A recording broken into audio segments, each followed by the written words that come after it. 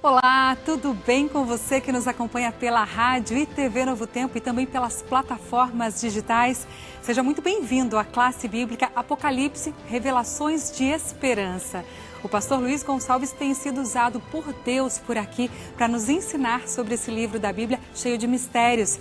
Serão 21 encontros e hoje nós estamos no estudo de número 3.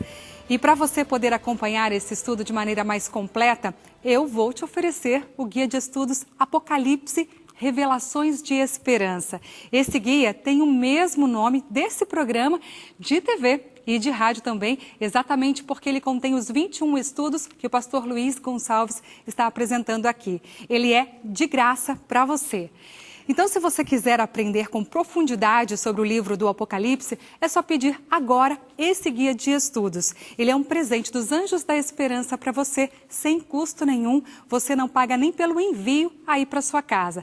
Peça agora o seu, para você poder acompanhar essa série de estudos sobre o Apocalipse com o pastor Luiz Gonçalves, tá bem? Eu te falo agora como você pode ganhar. Você pode mandar mensagem agora para o nosso WhatsApp, neste número que aparece aí na sua tela. Anota ou tira uma foto da tela agora. Além dele, tem também um número de telefone fixo para você ligar em horário comercial. 0 operadora 12 21 27 31 21. Anotou? Eu vou repetir para você. 0 operadora 12 21 27 31 21. Esse é o telefone da Escola Bíblica da Novo Tempo. Você pode ligar no horário comercial, como eu te falei, e quando te atenderem, você diz que quer estudar o Apocalipse com o pastor Luiz Gonçalves e com o guia de estudos que nós estamos oferecendo para você. A gente envia para a sua casa com todo carinho, sem nenhum custo. Se você quiser já acompanhar o estudo de hoje com o seu guia, eu tenho uma solução para você. Você pode baixar agora a versão digital desse estudo.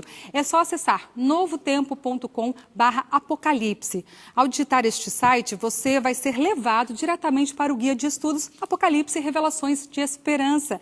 Você clica nele e já começa a estudar hoje mesmo com o guia de estudos aí na sua casa. E falando no pastor Luiz Gonçalves, ele já está por aqui para desvendar os mistérios do livro de Apocalipse para a gente. Pastor, chega mais perto. Aqui tudo bem, Darcy? Que alegria te receber com esse sorriso todo, Muito obrigado, pastor. A alegria é toda minha, estar do seu lado, também com os meus amigos da classe bíblica. Sejam todos muito bem-vindos. O tema de hoje é espetacular. Prepare o seu coração. Olha só, o meu já está preparado aqui. Gente, e uma coisa, o número 7 aparece bastante no livro de Apocalipse.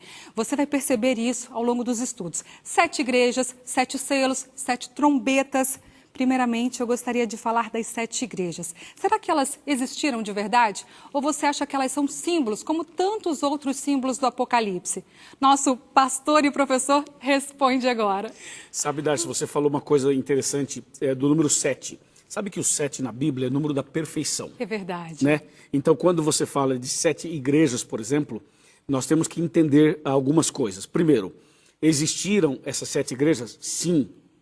Segundo, também eram nomes de 7 cidades também. Literalmente, existiram literalmente. Eu visitei as 7 cidades que estão na Turquia atualmente. Estava na antiga Ásia, depois houve uma mudança da configuração e agora então é a região da Turquia. Sim. E eu estive nas 7 cidades. É curioso, porque lá não existem mais essas cidades como estão na Bíblia. Elas foram destruídas. Mas tem as cidades modernas, eles refizeram. Por exemplo, Éfeso. Éfeso era uma cidade dos tempos bíblicos, só que essa cidade foi destruída, não tem mais. Só que fizeram uma Éfeso moderna. Olha só. Entendeu? Então tem as duas, tem as ruínas da antiga e a Éfeso moderna. Só que o propósito de Deus no Apocalipse não era falar dessas 7 cidades, mas era usar esses nomes com as características que tinham para então falar de coisas bem mais espirituais e bem mais profundas. Essas 7 igrejas, então, não são literalmente as 7 cidades e não são literalmente 7 congregações, nem 7 denominações, nem 7 religiões. São 7 fases do cristianismo. Então, quando você fala em cristianismo, Darcy, temos que tirar uma dúvida. Cristianismo é uma religião. Islamismo é outra religião. Sim. Por exemplo, hinduísmo é outra, judaísmo é outra. Então, eu não posso falar assim, Darcy, qual que é a sua religião? Você vai falar, eu sou da Assembleia de Deus. Aí você fala, e a sua, pastor? Eu falo, eu sou adventista. Está errado. Olha Nós só. somos da mesma religião. Quando eu falo, o camarada é da Assembleia, é da Universal, é não sei do que, é da Batista, é religião é o cristianismo. Agora, dentro do cristianismo tem várias denominações. Ah, sim. Entendeu? Então, no caso, as 7 igrejas se refere às 7 fases do cristianismo. E nessas fases, você vai descobrir quando surgiu a Igreja Batista, quando surgiu a Metodista, quando surgiu a Católica e quando surgiu a Adventista. Aí você começa a entender o porquê dessa situação toda hoje no mundo que a gente vive. Que legal. E não importa você ir de casa de qual denominação seja, viu? Você está convidado para a gente aprender sobre o Apocalipse aqui. Agora eu quero te fazer um convite para a gente refletir juntos sobre uma coisa. Se essas igrejas realmente existiram, mas também são símbolos de diferentes períodos da história da igreja cristã, será que alguma dessas igrejas simboliza a igreja cristã dos dias atuais, do meu e do seu tempo? E aí, pastor? Resposta é sim. Sim. É sim. Nós estamos vivendo hoje uma dessas fases. E você vai saber no estudo de hoje como é isso. Que igreja hoje estamos vivendo. Qual que é o caminho certo, qual é a fase das 7 que estamos passando hoje. E o que isso significa no contexto do Apocalipse. E aí?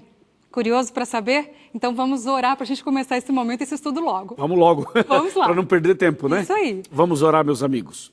Senhor nosso Deus, agora vamos abrir a Tua palavra para um estudo tão importante como este.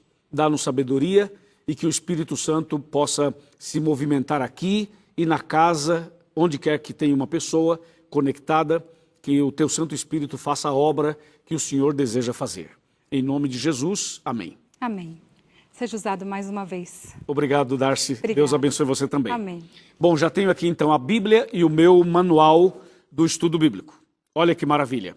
Esse é Apocalipse, Revelações de Esperança.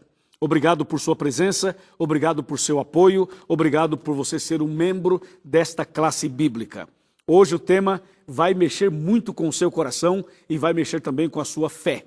Por isso, eu quero agora colocar esse curso bíblico aqui na minha cadeira e agora com a Bíblia Sagrada na mão, nós vamos entrar profundamente para então decifrar essas 7 igrejas mencionadas no Apocalipse.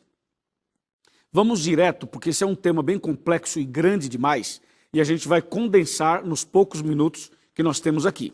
Então eu quero convidar você diretamente a ir comigo para Apocalipse capítulo 1, versículos 10 e 11, que diz assim, capítulo 1, versos 10 e 11.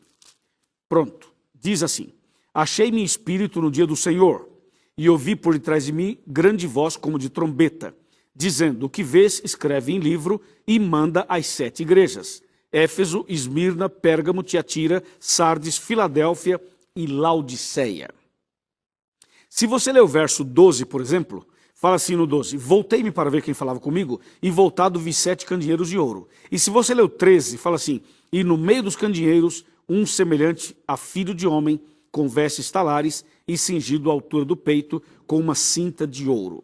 Em outras palavras, João teve a visão, ele viu então as 7 igrejas, e ele olhou e viu então que havia um ser maravilhoso, que é Jesus, que andava no meio dos candelabros e no meio das 7 igrejas, mostrando que Jesus estava ali dando uma mensagem sobre a sua igreja, sobre o cristianismo. As 7 igrejas do Apocalipse são 7 fases, são 7 períodos do cristianismo, que começou no ano 31, com a morte de Jesus, e terminou, ou terminaria, ou terminará na volta de Jesus. Não terminou ainda porque Jesus ainda não voltou, mas terminará na volta de Cristo. Então, as 7 igrejas estão dentro desses 2 acontecimentos, a primeira vinda e a segunda vinda de Jesus. Isso tem que ficar muito claro para você. Lembrando que a Darcy mencionou o número 7. E isso mostra mais uma vez que tudo que Deus faz é perfeito, inclusive os períodos do cristianismo revelam a perfeição de Deus ao conduzir a sua igreja na história, mesmo diante de situações de perseguição, diante de situações muito adversas. Mas Deus continuou e continua dirigindo o seu povo. Então as 7 igrejas que começam com a morte de Cristo, lembrando que Jesus morreu no ano 31, e a partir daí começam então as 7 igrejas. Mas tem uma informação boa para falar para você. Sabe qual é? É assim, para cada fase do cristianismo, Jesus mandou uma carta. Então você vai ter aqui em Apocalipse 2, Do verso 1 até o verso 7, a primeira carta a Éfeso. Do verso 8 até o verso 11, a segunda carta a Esmirna. Do verso 12 até o verso 17, a terceira carta à igreja de Pérgamo. Depois do verso 18 até o versículo 29, a quarta carta à igreja de Tiatira. Depois do capítulo 3 do Apocalipse, do verso 1 até o verso 6, você tem a quinta carta a Sardes. Depois você tem do capítulo 3, do verso 7 até o verso 13, você tem então a sexta carta, que é a Filadélfia. E depois do versículo 14 até o versículo 22, a sétima e última carta à igreja em Laodiceia. Para cada período do cristianismo, Jesus mandou uma carta. Depois, com calma, você pode ler cada uma dessas cartas. Elas são muito profundas e muito importantes. Bom, no programa de hoje, ou na classe bíblica de hoje, nós vamos considerar o seguinte. Você vai saber o detalhe de quando começou um período, quando terminou e o que aconteceu, de maneira resumida, obviamente. Então vamos lá. Éfeso representa a primeira fase do cristianismo, do ano 31 até o ano 100. 31 porque Jesus morreu no ano 31, ano 100 porque foi o ano aproximadamente em que morreu o último dos 12 discípulos. Aí está Éfeso. Éfeso foi o período do cristianismo em que a igreja era pura, era obediente, era fiel. Foi o período em que Deus derramou o Espírito Santo no Pentecostes. Foi quando Pedro se levantou e fez aquele sermão pentecostal e levou ao batismo aproximadamente 3.000 pessoas num sermão. Foi realmente extraordinário. Isso mostra que essa igreja, na primeira fase, era uma igreja muito poderosa. E só para você ter uma ideia, a igreja cristã no seu início era dirigida por Pedro, por João, por Tiago, por esses homens de Deus. Aproximadamente no ano 100 começa a segunda fase, chamada Esmirna. E a carta a Esmirna revela que essa segunda fase a igreja sofreu pressões e perseguições. Aqui nós temos 10 anos de perseguição que a igreja cristã sofreu. Foi um ataque violento dirigido por homens usados pelo inimigo. Se você pegar o capítulo 2 de Apocalipse e ler o verso 10, olha o que diz o verso 10. Não temas as coisas que tens de sofrer. Eis que o diabo está para lançar em prisão alguns dentre vós, para ser dispostos à prova. E tereis tribulação de 10 dias. Sê fiel até a morte e dar-te-ei a coroa da vida. Ou seja, Deus está dizendo assim, vocês vão ser perseguidos por 10 anos. São 10 dias proféticos. Mas sejam fiéis que vocês serão vitoriosos e receberão a coroa da vida. Assim terminou a segunda fase e a igreja se manteve firme. Mesmo perseguida, pressionada, ela se manteve firme nos princípios. Aí vem a terceira fase, que começa no ano 323 até 538, a fase de Pérgamo. Pérgamo foi a terceira fase do cristianismo e a fase talvez mais terrível, juntamente com Tiatira. Por quê? Porque foi em Pérgamo que surgiu um grande movimento do paganismo que entrou no cristianismo. Foi aqui em Pérgamo, de 313 a 538, que entrou no cristianismo a idolatria, as imagens, a mudança do sábado para o domingo, e aqui surgiu a igreja romana. Por volta do ano 380/381, com Teodócio e com outras pessoas mais, eles estabeleceram aqui essa igreja romana, que misturou verdades com mentiras, misturou também paganismo com cristianismo. E é nesse terceiro período que a Bíblia chega a dizer que o diabo estaria estabelecendo a sinagoga dele. Aqui na carta a Pérgamo diz, sinagoga de Satanás.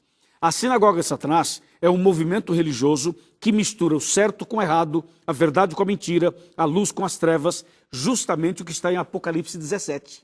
Então, Jesus chama atenção nessa terceira carta. Por isso, você deve ler essa carta com calma e analisar exatamente o seu significado.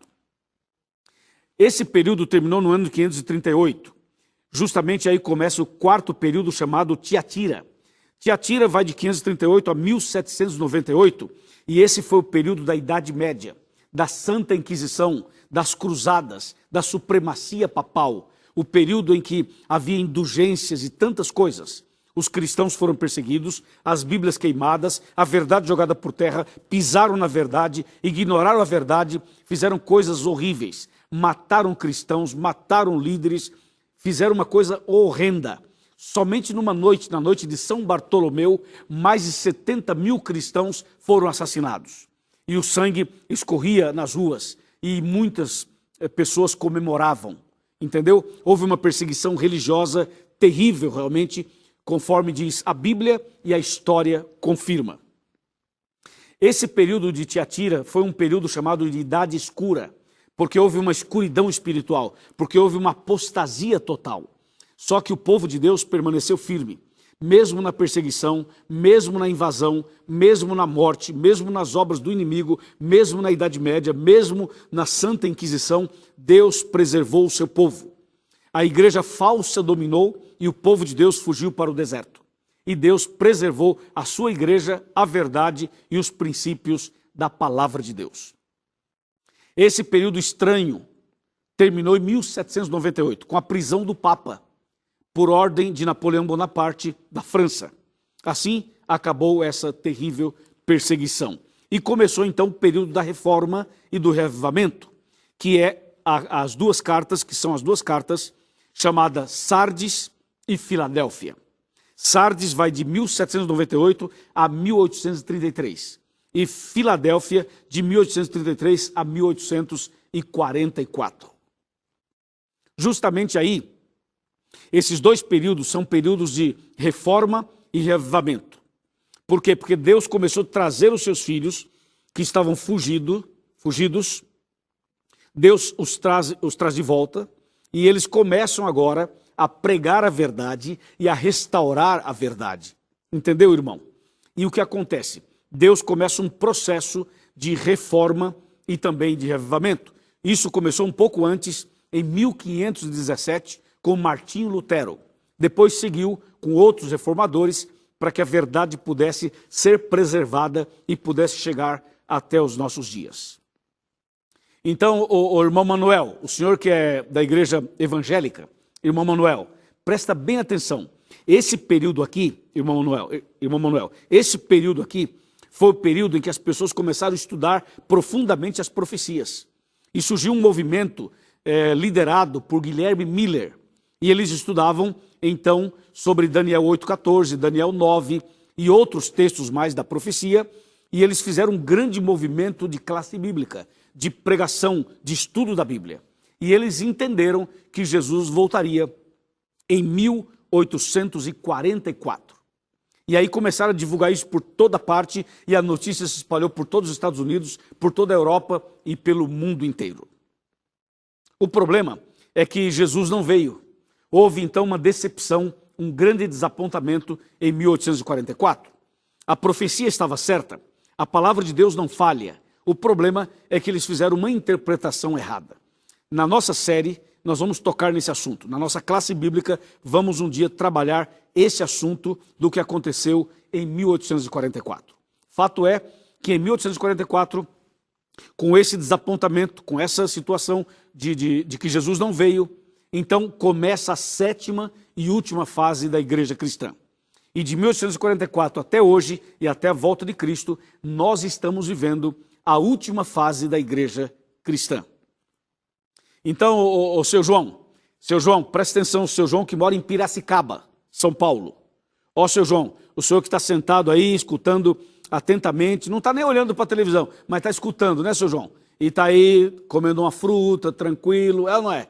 Então, escuta aqui, seu João. Nós estamos vivendo no período da sétima fase da igreja cristã. E essa sétima fase chama-se Laodiceia. E Laodiceia é um período nosso em que a igreja está passando por uma mornidão. Jesus falou assim, vocês não são nem quentes e nem frios, são mornos. E isso não me agrada. Então Jesus repreende a sua igreja e repreende os seus filhos. Porque ele ama os seus filhos, por isso repreende. Agora, tem uma característica que permeia a igreja em todo o tempo, em todos os séculos. A igreja verdadeira sempre teve características claras e básicas. Por exemplo, se você for para Isaías 8:20, se você for para Apocalipse 19:10, se você for para Apocalipse 12:17, se você for para Apocalipse 14, verso 12, sabe o que vai acontecer, irmã Isabel? Atenção, irmã Isabel, você que é da Igreja Católica Carismática e que mora em Cachoeira Paulista. Presta atenção, irmã Isabel. Se você for analisar as características da igreja, vai perceber que Deus sempre manteve as características da sua igreja. Resumindo, a igreja de Deus é aquela que guarda os mandamentos, os 10 mandamentos que estão na Bíblia, não no catecismo, na Bíblia, e também que tem a fé de Jesus, o testemunho de Jesus também. Essas são basicamente as características da igreja verdadeira. E mesmo diante de perseguições, de inquisição, de um monte de coisa, Deus preservou o seu povo e a sua verdade. Portanto, hoje estamos vivendo a última fase da igreja cristã e logo, logo, Jesus vai voltar. Em breve ele vai voltar. O dia ninguém sabe, a hora também não, mas sabemos que estamos nos últimos dias e que Jesus em breve voltará. É por isso que nessa classe bíblica nós temos que nos preparar, estudando, tirando dúvida, crescendo, aprendendo mais. É por isso que nós estamos aqui, entendeu? Pelo rádio, pela TV, pela internet. Esse é o momento do nosso bate-papo, da nossa conversa, abrir a Bíblia, ler a Bíblia, analisar, ir para a história, ir para a profecia. E Deus vai abrindo o nosso entendimento para finalmente entender o caminho certo. Parabéns, porque você faz parte dessa classe bíblica. As revelações de esperança para você estão apenas começando. Tem muita coisa a ser revelada ainda e tem muita bênção ainda para serem derramadas sobre mim e sobre você. Eu conto com você em todos os nossos encontros, em todas as nossas classes. Está bem? Agora tem uma pergunta a fazer para você.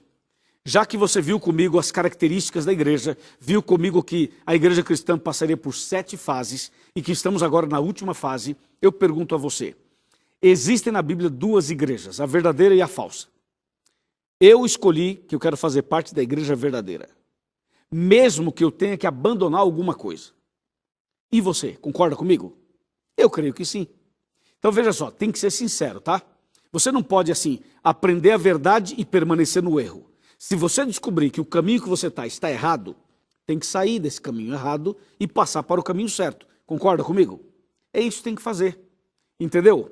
O Guinter. O Guinter, entendeu, Guinter? É isso.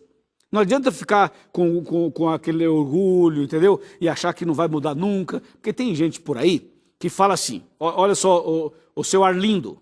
Tem gente que fala assim, não, meu bisavô era assim, meu avô era assim, meu pai era assim, eu nasci assim e vou morrer assim. Que conversa é essa, rapaz?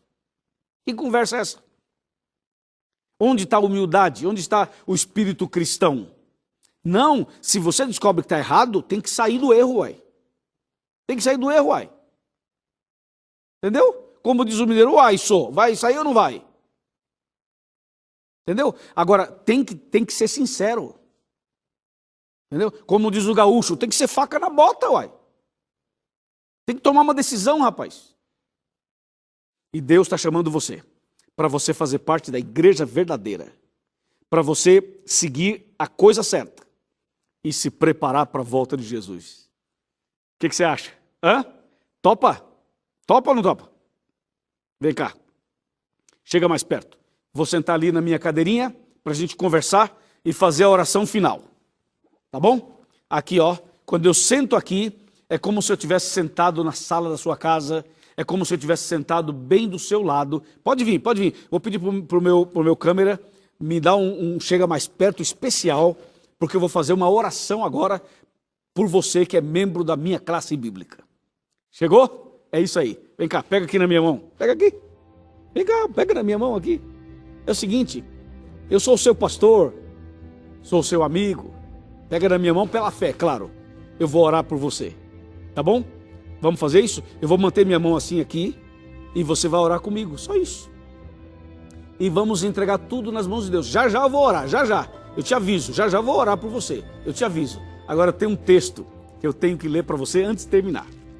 Olha só, olha essa daqui. Presta atenção nessa daqui. Olha só, o que eu vou ler faz parte da carta a Laodiceia. Escuta aí, varão, escuta aí, irmão. Olha só, Apocalipse 3, verso 20. Eis que estou à porta e bato. Se alguém ouvir a minha voz e abrir a porta, entrarei em sua casa e cearei com ele e ele comigo. Esse verso, que é tão conhecido, faz parte da carta que Jesus mandou para a sua igreja na 7ª fase, que é hoje. A fase é hoje, a 7ª fase, entendeu? Então você está vendo aí na sua tela aparecendo os nossos contatos. Nós temos aí para você o site, nós temos o e-mail, nós temos o número de telefone, nós temos o número do WhatsApp. Você pode fazer contato conosco, tem o QR Code, você pode aproximar o seu celular na tela, você pode aí entrar e navegar e estudar. Vamos fazer isso. Jesus está batendo a porta do seu coração. Eis que estou à porta e bato. E aí? Ele vai entrar ou não vai? É claro que vai. Então, abra a porta do seu coração para Jesus. Abra agora. Vamos fazer uma oração. Querido Pai Celestial, obrigado, Senhor, por esta mensagem maravilhosa. Abençoe essa pessoa que ora comigo, que decidiu fazer parte da igreja verdadeira.